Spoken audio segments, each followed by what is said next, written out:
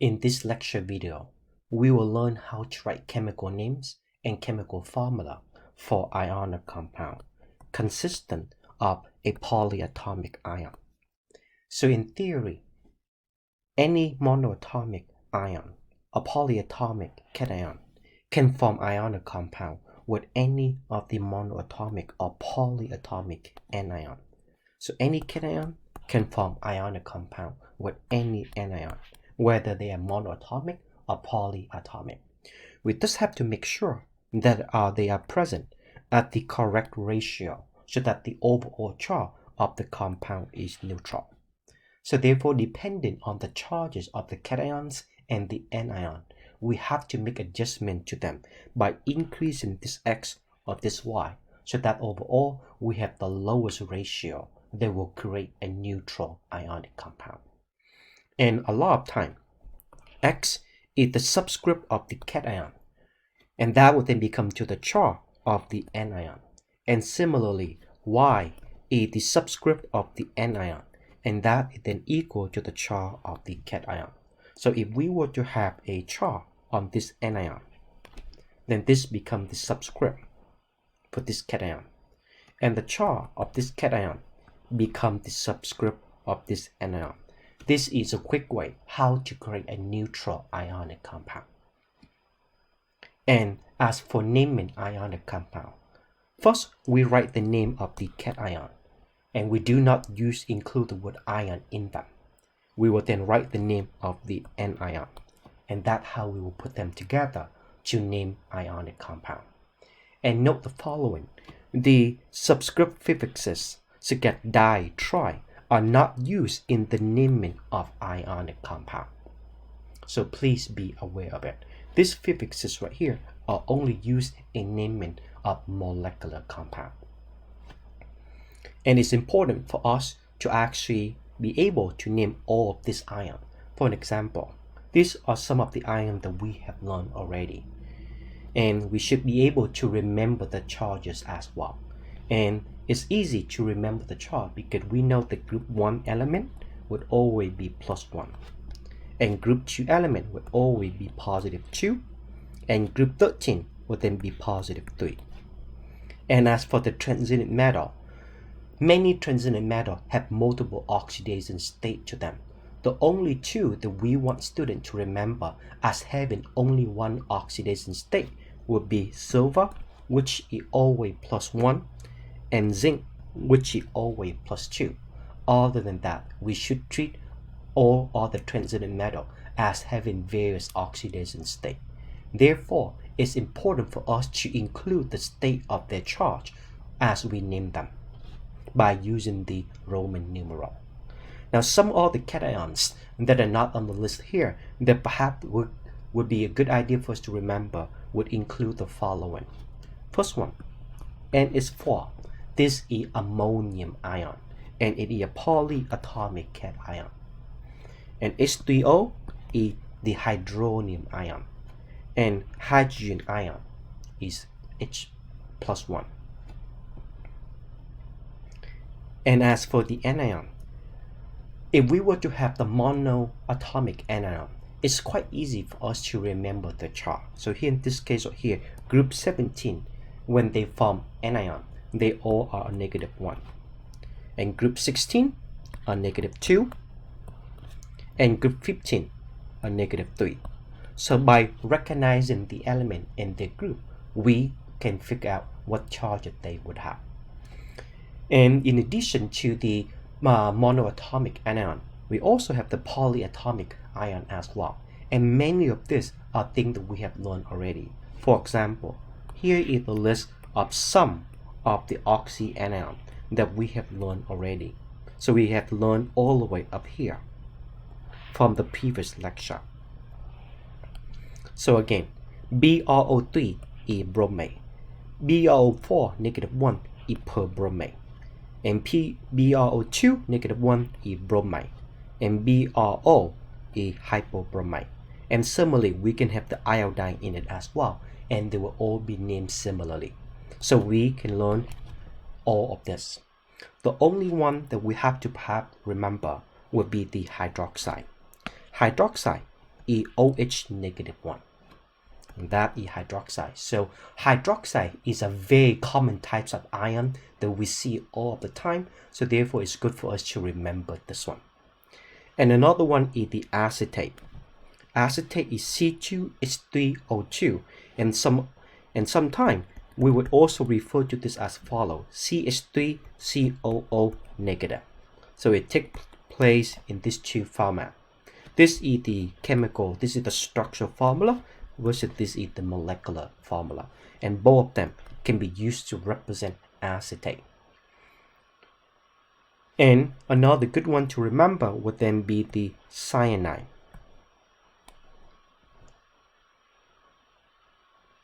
And the oxyanion in here, this is something we have learned already, except for this one down here that we have to remember.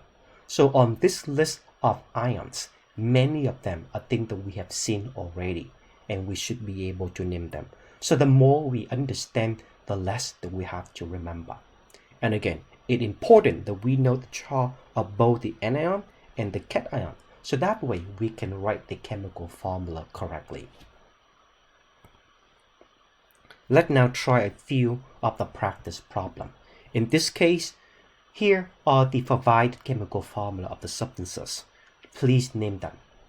So let's now go over the first one. So here in this case right here, this is an ionic compound. And how we will be able to recognize this is by seeing that the compound consists of metal. Potassium is a group 1 metal, and NO3 here are non-metal. And here in this case, the potassium have the +1 charge, and the nitrate, the NO3, have a charge of -1. So this is why that they come together in 1-to-1 ratio, and when we combine them together, then it becomes KNO3. And the name of this would then be potassium. And here in this case, we do not have to specify the charge for the potassium because we know that it is +1, since it is a group 1 metal. And followed by nitrate. NO3 is nitrate. Now, in this case right here, we have only one nitrate for every one potassium. So therefore, we do not have to use this parenthesis. The parenthesis around the cation and the anion would only be needed if we were to have this as polyatomic ion, and we have more than one of them. So again, if we were to have more than one of this polyatomic cation or anion, that when we have to use this parenthesis. But if we were to have only one of them, then we do not have to use the parenthesis. And next example, here in this case right here, we should be able to recognize that NH4 is a polyatomic cation that we just ask students to remember. In this case, this have the charge +1. And the NO3 here is -1. So in this case, NH4 is ammonium. NO3 is nitrate. Combining them together, ammonium nitrate. And because both of them are +1 and -1, therefore they come together in 1-to-1 ratio to form the chemical formula. And next one, in this case, the calcium is the cation, and the charge of this calcium right here is +2. And because calcium is group 2 metal, it charge +2. That's something that we can figure out, and therefore we do not have to specify a charge. So in this case, calcium. And now NO3 here is nitrate, and that is -1. So calcium nitrate. That will be the name of this compound. The reason why there have to be 2 nitrate in here for every 1 calcium is because calcium is +2 and nitrate is only -1. In order to form a neutral ionic compound, there has to be 2 nitrate for every 1 calcium. Thus, its chemical formula is CaNO3 2. And next one, FeOH2. So in this case right here, Fe is the cation, so the metal would always form the cation.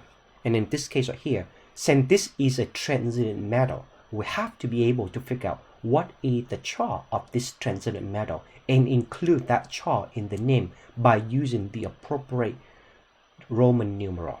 And in this case, we know that hydroxide is -1. There are 2 hydroxide and only one of the ion, and overall is neutral. So from there, we should be able to figure out that the charge of the ion is +2. Because only when the ion is +2, that it would be neutral with the 2 hydroxide bonded to it. So in this case, this would be ion. And now iron 2. Again, we have to include this Roman numeral because we have a transition metal, followed by OH, which is hydroxide. And for this next one, NaClO. So here in this case right here, again, this is an ionic compound because we have metal and non-metal. So we know this is an ionic compound. And the sodium is our cation, and the charge is +1. And the rest of this is then -1. ClO is our polyatomic anion. And in this case, this one right here is the hypochlorite. Because the most common one have 3 oxygen in it, and that would be the chlorate. So in this case, this has only 1 oxygen, have 2 oxygen fewer, so therefore it would be named as hypochlorite. Combining this together, this would be named as now sodium. And we don't have to specify the charge of this sodium because we know it is +1. And ClO is hypochlorite. And similarly down here, this will be named as sodium. In this case, chlorite. Because ClO2 have 1 oxygen fewer than ClO3. Has it been ClO3, that would be chlorate. In this case, it's only Cl2, which is 1 oxygen fewer, and therefore that is chlorite. So the name of this would be sodium chloride. And the next one would then be sodium chlorate. And the last one will be sodium perchlorate. Because Cl4 is perchlorate.